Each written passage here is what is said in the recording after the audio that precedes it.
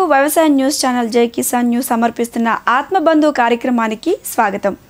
ఆచార్య NG Ranga విశ్వవిద్యాలయం నెల్లూరు జిల్లాలో ఉన్న ఈ విశ్వవిద్యాలయం అనేక వ్యవసాయ పరిశోధనకు వేదిక. ఎంతో మంది విద్యార్థులకు వ్యవసాయ కోర్సులను అందిస్తూ వారి ఉత్తమ స్థాయిలో నిలబెడుతుంది. అంతేకాకుండా ఇక్కడ విద్యార్థులు పరిశోధనలు చేస్తూ వ్యవసాయానికి తమ సహకారాన్ని అందిస్తున్నారు. తాజాగా మరో పరిశోధనకు శ్రీకారం చుట్టింది ఈ యూనివర్సిటీ.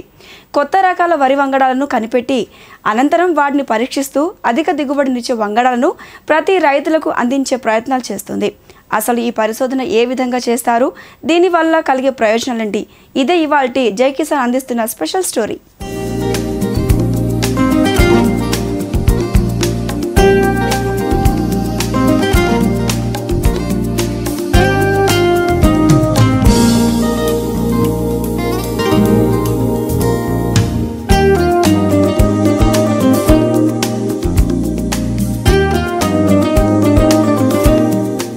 వ్యవసాయ పరిశోధనలకు వేదికైన నెల్లూరు జిల్లా ఆచార్య ఎన్జీ రంగా విశ్వవిద్యాలయం కొత్త రకం వరి వంగడాలపై దృష్టి పెట్టింది. వరి వంగడాలను కనిపెట్టి వాటిని పరీక్షిస్తూ రైతులకు అందిస్తున్నారు ప్రముఖ శాస్త్రవేత్త డాక్టర్ పి రాజశేఖర్. అసలు ఈ పరిశోధన ఎలా, ఎప్పుడు మొదలైంది, దీనివల్ల ప్రధానంగా రైతులకు కలిగే ప్రయోజనాలేంటో ఇప్పుడు ఆయన మాటలను తెలుసుకుందాం.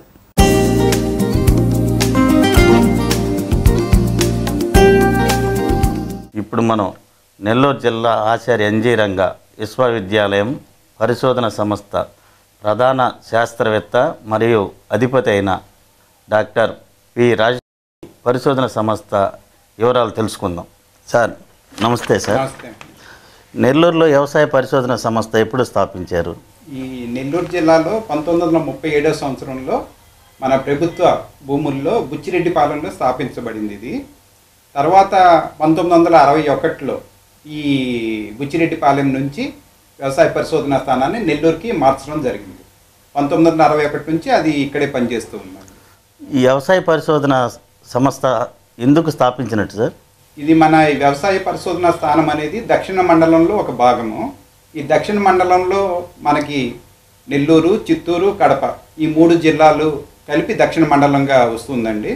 దానిలో వరి పరిశోధనా స్థానాన్ని నెల్లూరులో స్థాపించడం జరిగింది. ఎందుకంటే ఈ వరి పండించే ఏరియా మనకంతా కూడా విస్తీర్ణం నెల్లూరు జిల్లాలో ఎక్కువ ఉండడం వల్ల ఇక్కడ ఈ కార్యాలయాన్ని స్థాపించడం జరిగింది. ఇది మన ఆచార్య ఎన్జీ రంగా వ్యవసాయ విశ్వవిద్యాలయం కింద ఒక పరిశోధనా స్థానం.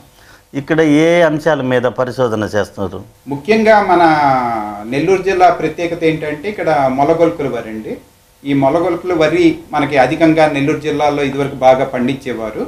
ఇది 150 రోజుల కాల పరిమితి కలిగినటువంటి రకాలు. ఇది ఏంటంటే మనకి ఆహారానికి బాగా, భోజనానికి బాగా అనువుగా ఉంటుంది, రుచికరంగా ఉంటుందని చెప్పి మనకి బాగా ప్రాచుర్యంలోకి వచ్చింది. సో అన్ని ఇంకా మనం ఆంధ్రప్రదేశ్ అంతటా కూడా విస్తరించాలన్న ఉద్దేశంతో, అలాగే ఇక్కడ నెల్లూరు జిల్లా రైతులకి ఇంకా మేలైన వంగడాలు, చీడపీడలను తట్టుకునే రూపొందించడం కోసం ఈ పరిశోధనా స్థానం నెల్లూరులో స్థాపించడం జరిగిందనమాట. ఇక్కడ ఏ రకాల వంగడాలు విడుదలవుతుంటాయి? ముఖ్యంగా మనకి ఇదివరకు రోజుల్లో చూసుకున్నట్టయితే 1961 నుంచి కూడా మొలగొలుకులు, ముఖ్యంగా ఆ మొలగొలుకుల క్వాలిటీ రకాలను ఎక్కువగా విడుదల చేయాలని చెప్పి అనుకోవడం జరిగింది. దానికోసం మనకి ఎన్నో రకాలైనటువంటి 9674 అని, 9672 అని, 523 అని, అలాగే 33892 అని, ఇలాగా అన్నీ కూడా ఇవన్నీ కూడా మొలగొలుకుల రకాలు.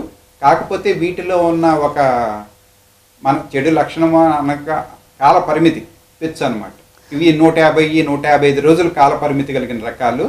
అందువల్ల ఈ మధ్యకాలంలో రైతులు అంత సుదీర్ఘమైన రకాలని వేసుకోవడానికి ఇష్టపడకపోవడం వల్ల మనకి గణనీయంగా ఈ మొలగొలుకుల రకాలు తగ్గిపోవడం జరిగింది.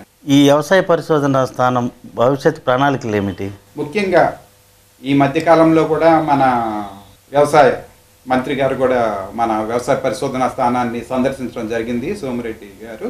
వారు కూడా ఈ మొలగొలుకుల రకాలు ఎంతో ప్రాచుర్యంలో ఉన్నాయి, వాటి విస్తీర్ణం గణనీయంగా తగ్గిపోతుంది కాబట్టి దాని గురించి కూడా ఆయన ఆందోళన చెందుతూ ఆ రకాల్ని మళ్ళీ బాగా పెంపొందించాలని చెప్పడం జరిగింది. ఈ రోజుల్లో రైతులు 150-160 రోజుల కాలపరిమితి కలిగిన రకాలని వేసుకోవడానికి సంసిద్ధంగా లేరు కాబట్టి అదే మొలగొలుకుల నాణ్యం కలిగిన ధాన్యాన్ని కాల పరిమితి తగ్గించి 130 125 130 రోజులకి వాటి కాల పరిమితి తగ్గించి ఆ మొలగొలుకుల్ని తీసుకురావాలని చెప్పి ఆయన కోరడం జరిగింది.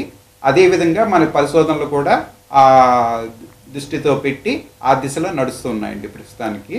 అంతేకాకుండా మనకి వేరే ఆంధ్రప్రదేశ్లో వేరే రైతులు వేసుకోవడానికి కూడా అనువుగా ఉండే రకాలను కూడా మనం ఇక్కడ తయారు చేయడం జరుగుతుంది. మన దగ్గర 110 రోజుల కాల పరిమితి నుంచి 150 160 రోజుల కాల పరిమితి వరకు వివిధ రకాలు ఉన్నాయండి. అంటే ఏ రైతులు ఎంత కాల పరిమితి కావాలని అనుకుంటారో అటువంటిది మన పరిశోధనా స్థానం నుంచి తీసుకురావడం జరిగింది. ఇక్కడ మీ పరిశోధన స్థానంలో తయారైనటువంటి వంగడాలని ఇతర జిల్లాలకు కూడా పంపుతుంటారా? మనం అన్నీ కూడా ఒక వరి పరిశోధనా స్థానం నెల్లూరులో చేసిన రకాలన్నీ కూడా మల్టీ లొకేషన్ టెస్టింగ్ అని చెప్పి మనం చేస్తూ ఉంటాము. ఈ భాగంలో మనం ఒక ఆంధ్రప్రదేశ్కే కాకుండా బయట ఇతర రాష్ట్రాలకు దేశవ్యాప్తంగా కూడా మినీ కిట్స్ రూపాన పంపించడం జరుగుతుంటుంది. దీన్ని మల్టీ లొకేషన్ టెస్టింగ్ అని అంటాము. ఈ రకంగా అన్ని చోట్లకి పంపిస్తాము. వచ్చినటువంటి రిజల్ట్ మనకి ఆ ప్రాంతాల నుంచి వచ్చినటువంటి రిజల్ట్ని బట్టి మనం ఈ ప్రాంతానికి ఇది అనువుగా ఉన్నది అని నిర్ధారించుకొని ఆ ప్రాంతానికి మనం సిఫారసు చేయడం జరుగుతుంటుంది అన్నమాట. నెల్లూరు జిల్లాలో ప్రధాన సమస్యలు తెగుళ్ళు, కీటకాలు, వాటి గురించి పరిశోధన ఏమన్నా చేస్తున్నారా? ముఖ్యంగా మనకి నెల్లూరు పరిశోధనా స్థానము ఈ ప్రాంతంలో ఏంటంటే తెగుళ్ళు తీసుకుంటే అగ్గి తెగులు అనేది ఇక ప్రధానమైన సమస్య. మనకి ఎక్కువగా మనకి ప్రధాన పంట కూడా రబీ కాలం, అంటే నవంబర్ ప్రాంతాల్లో వేసుకొని మార్చి కాలానికి అంతా ముగిస్తూ ఉంటారు, హార్వెస్టింగ్ చేసుకుంటూ ఉంటారు. సో ఈ సమయంలో ఏంటంటే మనకి చాలా ప్రధానంగా వచ్చేటువంటి తెగులు అగ్గి తెగులు. దీనివల్ల చాలా రైతులు నష్టపోతూ ఉంటారు. కాబట్టి ఇక్కడ ప్రధాన ఉద్దేశం ఏంటంటే మన పరిశోధనా స్థానం ఏ రకం విడుదల చేసినా కూడా మనం అగ్గి తెగుల్ని తట్టుకునే రకమై ఉండాలండి. తప్పనిసరిగా అటువంటిది లేనప్పుడు ఈ ప్రాంతానికి అది పనికి రాకుండా ఉంటుంది. దానితో పాటు మనకి ఇతర సమస్యలు కూడా ఉన్నాయండి. మామూలు కీటకాలు తీసుకున్నట్టయితే మనకి ఆకుముడతోటి వస్తుంది, లీఫ్ ఫోల్డర్ అంటాము. అలాగే కాండం దొల్చే పురుగు, స్టెమ్ బోరర్ అంటాము. అలాగే దోమ, సుడిదోమ అంటుంటారు, మన బ్రౌన్ ప్లాంట్ టాపర్ అని.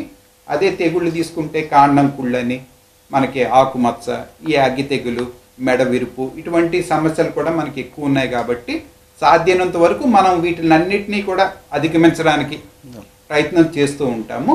కానీ ప్రధానంగా అయితే మటుకు అగ్గి తెగులకి ముఖ్యంగా చూస్తామండి. ఏ రకం విడుదల చేసినా కూడా అగ్గి తెగుల్ని తట్టుకునేది అయ్యేటుంటేనే మనం సిఫారసు చేయడం జరుగుతూ ఉంటుంది. దాంతోపాటు మిగతా వాటికి కూడా ఏమన్నా తట్టుకుంటుందా అన్నది కూడా మనం ఆ వంగడంలో చూసి ఆ రకాన్ని విడుదల చేయడం జరుగుతుంది. ఒకప్పుడు భారతదేశంలో నెల్లూరు మొలగొలుకులు అంటే చాలా ప్రఖ్యాతి. అవునండి. కానీ మన జిల్లాకి కూడా నెల్లూరుకి నెల్లు అని పేరు రావడంలోనూ ఇది ఒక తమిళ పదం అని మీకు తెలుసు. అవునండి. నెల్లు అంటే వరి అని. అలాంటి ప్రాముఖ్యత కలిగినటువంటి నెల్లూరు మొలగొలుకులు మన జిల్లాలో తగ్గిపోతూ ఉన్నది. దాని గురించి మీరేం చెప్తారు? అదే ముఖ్యంగా మనం చెప్పుకుంటుంది అదేనండి. నెల్లూరు మొలగొలుకులు ఇంత ప్రాచుర్యం పొందిన వాటి విస్తీర్ణం గణనీయంగా తగ్గిపోవడానికి ప్రధాన కారణం ఏంటంటే డ్యూరేషన్, కాలపరిమితి. ఇవన్నీ కూడా 150 160 రోజుల కాలపరిమితి గల రకాలు. ఈరోజు రైతులు అన్ని నెలలు ఆ పంటని పోషించి దాన్ని వ్యవసాయం చేసే స్థితిలో లేరండి. ఎందుకంటే ఖర్చులన్నీ బాగా పెరిగిపోయాయి. అన్ని రోజులు వాళ్ళని వేచి ఉండి ఆ దిగుబడులు తీసుకొని దాన్ని మార్కెటింగ్ చేసుకోవడం అనేది సమస్యగా పరిగణిస్తుంది. కాబట్టి అందరూ కూడా తక్కువ కాల పరిమితి కలిగిన రకానికి వచ్చేస్తూ ఉన్నారు. దానికి వల్ల మనకి ఈ విస్తీర్ణం గణనీయంగా తగ్గిపోతూ ఉంది. ఇప్పుడు కూడా ఏంటంటే ఎక్కడైతే ఏక వార్షిక పంటగా వేసుకుంటారో, అంటే మనకి ఒకే సీజన్ ఎక్కడైతే ఉంటుందో అటువంటి ప్రాంతాల్లోనే ఈ మొలగొలుకులు అనేది వస్తూ ఉంది. మిగతా అన్ని చోట్ల ఏంటంటే 2 కాలాల్లో వరి తీసుకుంటారు, 3 కాలాలు తీసుకుంటారు. కాబట్టి వాళ్ళకి అధిక కాల పరిమితి ఉంటే నష్టపోతారు. కనుక వాళ్ళందరూ కూడా తక్కువ కాల పరిమితి గల రకానికి వెళ్ళడం వల్ల మన విస్తీర్ణం బాగా తగ్గిపోయిందండి మొలగొలుకులది. ఇప్పుడు ఖరీఫ్ సీజన్ స్టార్ట్ అయింది కదా, ఈ ఖరీఫ్ సీజన్లో ఈ సంవత్సరం మీరేమైనా కొత్త రకాల వంగడాలు తయారు చేశారా మీ పరిశోధన సంస్థ? మన దగ్గర నిరంతరం ఎప్పుడు కూడా పరిశోధన జరుగుతూ ఉంటుంది కొత్త వంగడాల విడుదల కోసము. ముఖ్యంగా చూసుకుంటే ఏంటంటే ఎక్కడా లేనటువంటి ప్రత్యేకమైన సీజన్ మన నెల్లూరు జిల్లాకు ఉందండి. అదేంటంటే ఎడగారు వరి అంటాం, ఎర్లీ ఖరీఫ్. ఇక్కడ ఏంటంటే మనం ఏప్రిల్ మే నెలలో నారు పోసుకొని మనం ఆగస్టు సెప్టెంబర్ నాటికి ఆ సీజన్ని ముగిస్తూ ఉంటాం. ఇది మన ఈ నెల్లూరు జిల్లాకే ప్రత్యేకం. సో ఇటువంటి ప్రత్యేకమైన వరి కోసం ఏంటి అంటే ఆ రోజుల్లో ఉష్ణోగ్రతలు చాలా అధికంగా ఉంటాయి. 40 డిగ్రీల వరకు మనకి పగటి ఉష్ణోగ్రతలు ఉంటాయండి. సో దానివల్ల ఏమవుతుందంటే మనం పెట్టిన పైరు సరిగా రాక ఎండకి పాడవుతూ ఉంటుంది. అందుకనే వరి పరిశోధనలో మొట్టమొదటిగా మనం చూసేది ఏంటి అంటే ఈ అధిక ఉష్ణోగ్రతను తట్టుకునే వంగడాల రూపకల్పన చేస్తాం. దీన్నే థర్మో టాలరెన్స్ అంటాం. అంటే వేడిని ఉష్ణాన్ని తట్టుకొని నిలబడగలిగే రకాలని తయారు చేస్తాం. ఎందుకంటే మనకు ప్రత్యేకంగా ఈ సీజన్ ఉంది కాబట్టి. అలాగే మనకి కాల పరిమితి తక్కువ ఉండాలి ఎండాకాలంలో, ఎందుకంటే వర్షాలు వచ్చే లోపల మనం పైరుని తీసుకోగలగాలి. దానికోసం మన పరిశోధనలు ఎన్నో చేశాము. ముఖ్యంగా ఇప్పుడు మినీ కిట్ రకాల్లో మనకి ఎన్ఎల్ఆర్ 3354 అని, ఎన్ఎల్ఆర్ 3217 అని, ఎన్ఎల్ఆర్ 40054 అని, ఇటువంటి రకాలన్నీ కూడా మనం ఇప్పుడు చిరు సంచుల పరిశోధనలో ఇచ్చి ఉన్నామండి. ఇవన్నీ కూడా ఎడగారికి అనువుగా ఉంటాయి. అలాగే మనకి రబీ సీజన్ అక్టోబర్ నవంబర్లో వేసుకోవడానికి కూడా ఇవే రకాలని మనం వాడుకోవడానికి అనువుగా ఉంటాయి. సేంద్రియ వ్యవసాయం చేసేదానికి రైతులకి మీరు ఏమైనా ఇచ్చే సలహాలు ఏమైనా ఉన్నాయా? తప్పనిసరిగానండి. ఈ రోజుల్లో ఏమవుతుందంటే మనకు రైతులందరూ కూడా ఎక్కువ ఎరువులు వేసేయడం, ఎక్కువగా పురుగు మందులు వాడడం, తెగులు మందులు వాడడం, ఇటువంటి వాటి మీద ఎక్కువగా ఆధారపడి ఉన్నారు. దీనివల్ల ఏమవుతుందంటే మనకి పెట్టుబడులు బాగా పెరిగిపోయి రైతులకి నికర ఆదాయం బాగా తగ్గిపోయింది. సో దానికోసం ఏం చేస్తున్నామంటే మనం ప్రత్యామ్నాయంగా ఈ ఆర్గానిక్ ఫార్మింగ్ అనేది కూడా మనం సైమల్టేనియస్గా చెప్తున్నాం. అంటే ఎవరన్నా రైతులు మేము ఇది చేసుకుంటాము, మాకు రసాయనాలు వాడడం ఇష్టం లేదు, ఎరువులు వేయడం ఇష్టం లేదు అన్న వాళ్ళకు కూడా మనం పరిశోధనలు చేసి కేవలం పశువుల ఎరువులు వాడుకోవడం కానీ, కంపోస్ట్ ఎరువులు వాడుకోవడం, అలాగే పచ్చిరొట్ట పైర్లు వేసుకోవడం, అజోలా లాంటివి, ఇటువంటివండి. మామూలుగా మనకి చెక్కలు ఉన్నాయి, వేప చెక్కలని, కానుగ చెక్క అని, అలాగే వేప నూనె పిచికారి చేసుకోవడం. ఇలాగ మనం అసలు రసాయనాలు వాడకుండా ఈ రకమైన సేంద్రీయ పదార్థాలు వాడుకొని పండించుకునే పద్ధతులు కూడా మనం సిఫారసు చేయడం జరుగుతుందండి. సేంద్రియ వ్యవసాయం చేసేదానికి ప్రత్యేకంగా ఏమైనా వంగడాలు కనిపెట్టారా మీరు? మనం వీటి కోసమని ప్రత్యేక వంగడాలంటూ ఏమి ఉండవండి. మామూలు ఏవైతే మనం సాగుబడి చేసుకుంటారో ఆ రకాలని మన సేంద్రియ పద్ధతిలోకి తీసుకురావచ్చు అండి, ఇబ్బంది ఏమీ లేదు. కాకపోతే దానికి దీనికి కొంచెం వ్యత్యాసం ఏమంటే దిగుబడులు కొంచెం తగ్గుతాయండి. మనకి ఆర్గానిక్ ఫార్మింగ్ చేసుకున్నప్పుడు సేంద్రియ వ్యవసాయంలో మనకి ఇన్ఆర్గానిక్ ఫార్మింగ్లో వచ్చినంత దిగుబడులు రావు. ఎందుకంటే అక్కడ మనం బాగా ఎరువులు, కృత్రిమ ఎరువులు బాగా అందిస్తూ ఉంటాము, పురుగు మందులు అవి విపరీతంగా వాడతాం కాబట్టి వాటి కొంత అధిక దిగుబడులు వచ్చేదానికి అవకాశం ఉంది. కానీ దానివల్ల మనకి నష్టాలు ఎక్కువ జరుగుతున్నాయి. పర్యావరణం అంతా కలుషితం అయిపోతుంది, ఆహారం అంతా కూడా నీరు మొత్తం కలుషితం అవుతుంది, ఆ ధాన్యంలో పురుగు మందుల అవశేషాలు ఉండిపోతున్నాయి. ఈ పురుగులు తెగుళ్ళు ఈ పురుగుల్ని ఈ పెస్టిసైడ్స్ని తట్టుకొని నిలబడగలిగే స్థితికి వచ్చేసాయి. సో ఈ అన్ని అనార్థాలు ఉన్నాయి కాబట్టి తప్పనిసరిగా మనం రైతులకి చెప్తూ ఉన్నాం అన్నమాట. మీరు కేవలం రసాయనాలే కాకుండా ఈ సేంద్రియ వ్యవసాయం మీద కూడా కొంత దృష్టి పెట్టండి. అది చేసుకోవడం వల్ల మీకు పర్యావరణం రక్షించడమే కాకుండా మీ ఆరోగ్యాన్ని కూడా మీరు పరిరక్షించుకున్న వాళ్ళు అవుతారు అని చెప్పడం జరుగుతుందండి. ఆ ప్యాకేజీ కూడా మనం ఇచ్చాము. ఏదైనా రైతులు ఆ రకంగా చేసుకోవాలన్నా కూడా మనం వాళ్ళని ఆదర్శంగా మార్గదర్శకంగా నిలిచి సలహాలు సూచనలు ఇవ్వడం జరుగుతుంది. ప్యాకేజ్ అంటే ఏం ప్యాకేజ్ ఇస్తారు? అదేనండి, మనం మొదటి నుంచి కూడా అసలు ఎరువులు వాడకుండా, పురుగు మందులు వాడకుండా ఎలాగ పండించుకోవచ్చు, ఏ పదార్థాలు సేంద్రియ పదార్థాలు వాడుకోవచ్చు అన్నది మనమే చెప్తాం అన్నమాట. మనం నారుమడి నుంచే చెప్తూ ఉంటాం. సేంద్రియ వ్యవసాయానికి రసాయనాల వ్యవసాయానికి దిగుబడి తేడా వ్యత్యాసం ఎంత ఉండొచ్చు ఒక ఎకరాకి? మామూలుగా మొదటేనండి, ఇది కూడా మొదటి 2-3 సంవత్సరాలు మీకు కొంచెం తక్కువగా వస్తాయి. ఎందుకంటే మన రూపొందించిన వంగడాలన్నీ కూడా అధిక రసాయనాలని తీసుకొని దిగుబడి ఇచ్చే రకాలు కాబట్టి వాటికి అనుకున్నంత పోషణ లభించదు. కాబట్టి ఆర్గానిక్ సేంద్రియ వ్యవసాయం ద్వారా కనీసం ఒక 500 నుంచి 600 కిలోలు రెండిటికి వ్యత్యాసం వస్తుంది ఒక ఎకరానికి. అది ఏమవుతుందంటే 3-4 ఏళ్లకి అది కూడా తగ్గిపోతుందండి గణనీయంగా. ఎందుకంటే ఇది కూడా భూమి సారవంతం ఉంది. క్రమేపీ మనకి ఎలాగైతే రసాయనాలతో ఎంత దిగుబడులు వచ్చాయో సేంద్రియ వ్యవసాయంలో కూడా అంతే దిగుబడులు వచ్చేదానికి అవకాశం ఉంది. కాకపోతే కొంచెం సమయం పడుతుంది. ఒక 4-5 సంవత్సరాలు ఆ రైతు కానీ కష్టపడి సేంద్రియ పద్ధతి మీదే కానీ ఆధారపడితే అతని దిగుబడులు కూడా రసాయనాలతోటి సమానంగా వచ్చేదానికి బాగా అవకాశం ఉందండి. కాబట్టి ఇది అన్ని విధాలా మంచిది కాబట్టి దీన్ని కూడా ఎక్కువగా ప్రోత్సహిస్తూ ఉన్నాం. నేటి వ్యవసాయదారులకు మీ పరిశోధన సంస్థ తరపున మీరు ఇచ్చే సలహాలు ఏంటి? ముఖ్యంగా మనం రైతులకి చెప్పే సూచనలు ఏంటి అంటే ఏ సమస్య వచ్చినా కూడా మనకి ప్రభుత్వం వారు ఉన్న డిపార్ట్మెంట్ అగ్రికల్చర్ ఆఫీసర్ వ్యవసాయ అధికారులు కానీ అలాగే మన పరిశోధనా స్థానంలో శాస్త్రవేత్తలు కానీ ఎప్పుడు అందుబాటులో ఉంటారు కాబట్టి వారు తమ సొంత నిర్ణయాలతో నష్టపోకుండా తెలియనప్పుడు ఈ అధికారులని కలుసుకొని సలహాలు తీసుకొని సరైన పద్ధతులు పాటించినట్టయితే రైతాంగం నష్టపోకుండా ఉండేదానికి బాగా అవకాశం ఉందండి. అది ముఖ్యంగా చెప్తూ ఉంటాము. ఎందుకంటే చాలామంది చిన్న రైతులు, కొంత చదువు లేని వారు, ఇటువంటి వారందరూ కూడా ఎవరో మార్కెట్లో పెస్టిసైడ్ షాప్స్ మీద ఆధారపడ్డము, ఎవరి మీద ఇంకొక పక్క రైతు మీద ఆధారపడ్డమో జరిగి వ్యవసాయం చేస్తూ ఉన్నప్పుడు వాళ్ళకి తెలియకుండా కొన్ని తప్పులు జరుగుతూ ఉంటాయి. కాబట్టి అటువంటి తప్పులు ఇటువంటి జరగకుండా ఉండడం కోసం సలహాల కోసం తప్పనిసరిగా వ్యవసాయ సిబ్బందిని కానీ మన శాస్త్రవేత్తలను కానీ సంప్రదించి సలహాలు తీసుకొని చేయాల్సిందిగా మేము ఎప్పుడు మనం చేస్తూ ఉంటామండి. అలాగే రైతులు కూడా ఎక్కువగా మన నత్రజని ఎరువులను కూడా వాడదని సూచిస్తూ ఉంటాం. ఎందుకంటే మనకు వచ్చే నష్టం అంతా కూడా ఎక్కువగా ఎరువులు వాడకం వల్లనండి. నత్రజని ఎరువులు ఎక్కువగా వాడడం వల్ల చీడపీడల సమస్య బాగా పెరుగుతుంది. దానివల్ల పురుగు మందులు ఎక్కువగా వాడాల్సి వస్తుంది. అది ఎంత ఒక సైకిల్ అనమాట. ఒకదానికి ఖర్చు పెట్టినప్పుడు రెండవది మూడవది ఎక్కువ ఖర్చు పెట్టాల్సి వస్తుంది. కాబట్టి ఇది నియంత్రణ చేసుకుంటే రైతులు మనకి ఆటోమేటిక్గా చాలా ఖర్చులు తగ్గేదానికి అవకాశం ఉంది. తద్వారా మిగతా సమస్యలు కూడా తగ్గుముఖం పట్టేదానికి అవకాశం ఎక్కువ అండి. కీటకాలు చంపేదానికి రసాయనాలు వాడితే ఆ రసాయనాలతో పండిన పంటలు మనుషులు తింటే మనుషులు చచ్చిపోయే ప్రమాదం ఏర్పడుతుంది. ఎక్కువగా అదేనండి చెప్తుంది. కొన్ని ప్రమాదకరమైన రసాయనాలు ఉంటాయి. వాటి అవశేషాలు ఏంటంటే 60 రోజులు 70 రోజులు కూడా పైరులో నిక్షిప్తమై ఉంటాయి. లాంగ్ పర్సిస్టెన్స్ అంటాం. సో అటువంటి మందులు కానీ మన గుళికలు ప్రత్యేకంగా చూసుకుంటే అవి ఏంటంటే 40 రోజులు 50 రోజులు కూడా వాటి అవశేషాలు మనకి పైరులో కనిపిస్తూ ఉంటాయి.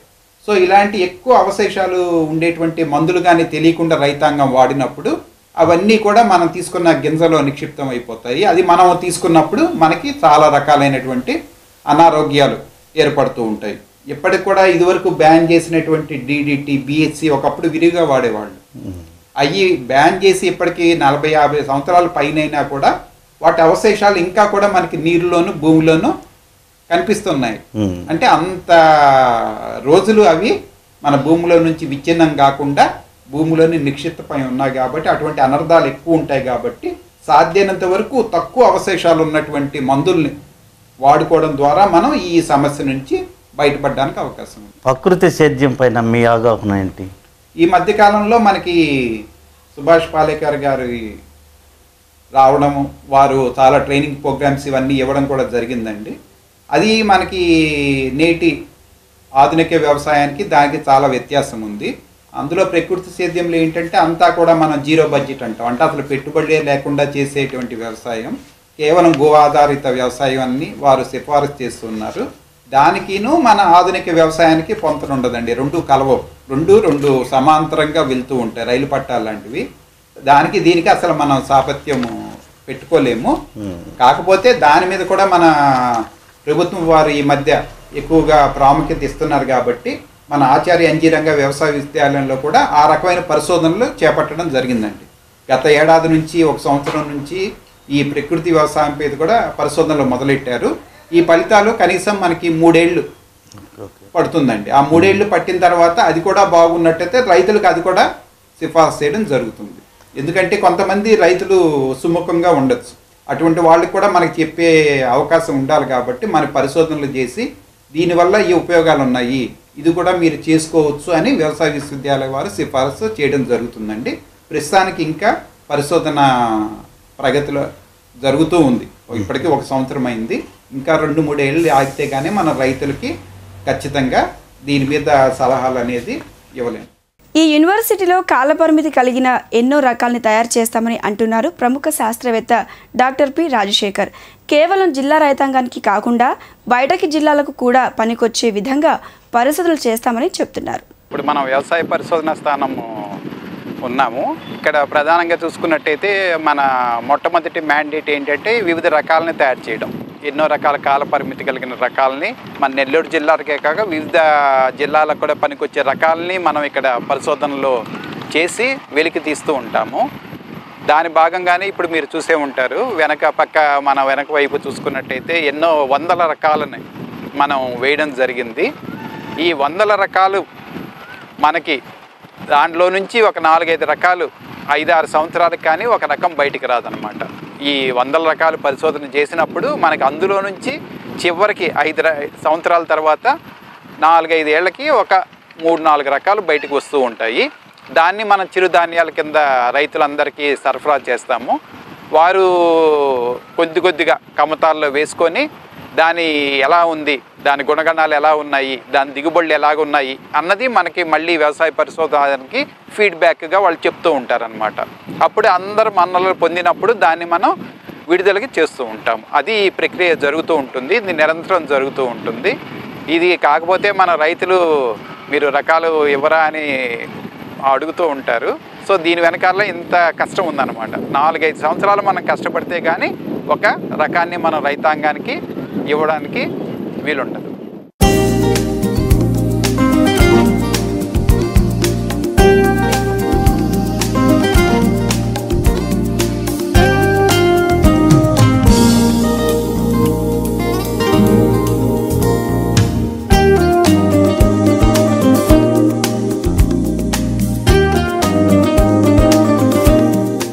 ఆచార్య ఎన్జీ రంగా యూనివర్సిటీ ఇప్పటి వరకు ఎన్నో పరిశోధనలు చేపట్టి సక్సెస్ అయింది. అలాగే రైతులకు ఉపయోగపడే విధంగా మరిన్ని పరిశోధనలు చేపట్టాలని జై కిసాన్ న్యూస్ ఛానల్ ద్వారా మనం కోరుకుందాం. ఇది వాళ్ళ స్పెషల్ స్టోరీ. చూస్తూనే ఉండండి తొలి తెలుగు వ్యవసాయ న్యూస్ ఛానల్ జై కిసాన్.